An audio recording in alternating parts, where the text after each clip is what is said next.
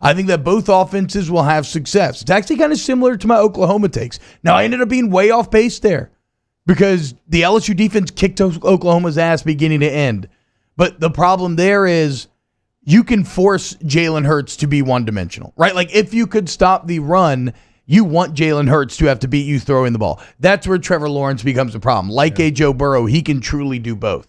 So if you want to make him play left-handed, well, guess what? He's ambidextrous, right? So it becomes a bit tougher. So I think both offenses will have success, but I do think that LSU's offense is better than Clemson's defense by a wider margin. Now, what's weird about that is people saying, so you're saying this about a Clemson defense that has given up like 11 points per game, and just the numbers are insane. And so I know it sounds like I'm undervaluing Clemson's defense, and maybe I am, because to me they're just kind of impossible to judge. Because they've only really been tested one time. Yeah. Like, there's only one game. And you can look at the UNC game, but the same way that the Texas game doesn't hold a lot of relevance for the current LSU team, right? Like, this is a different LSU team now than the one you saw go to Austin in week 2. I don't think that UNC game holds a lot of relevance for Clemson. So the one game I'm looking at is the Ohio State game. And so maybe I am undervaluing Clemson's defense. I don't think so, though. I think, to me, I am more just giving the ultimate respect to LSU's offense, right? And the tests that they've passed. Bama's cornerbacks were incredible.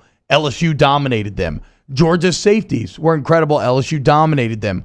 Auburn's defensive line was incredible. LSU had a lot of statistical success there. You know where this game could come down to that we're not talking about at all because of the highlights under center when you're talking about Lawrence, Burrow, and the explosive numbers of the offenses and the reputation of Venables and Aranda on defense is the special teams. Clemson is dreadful from a special teams department. From a field goal standpoint this year, they've attempted 22 field goals and only made 13 all year long. Oh, wow. I didn't know that. I mean, from a specialist standpoint, LSU's got a clear advantage. And for a game like Booger mentioned and described that you could play 5 times and you could have 5 different winners, this thing could come down to a kick. It could come down to it, exactly, and that's a huge advantage then for LSU. And I guess where I was going with that defensive take is, yeah, Clemson may not have the corners of a Bama or the safeties of but I think it is the best overall defense. And then the biggest advantage that they have is the Venables factor. And it's hard to quantify something like coaching before the game. The question is, can Brent Venables do what nobody else did? Can he confuse Joe Burrow?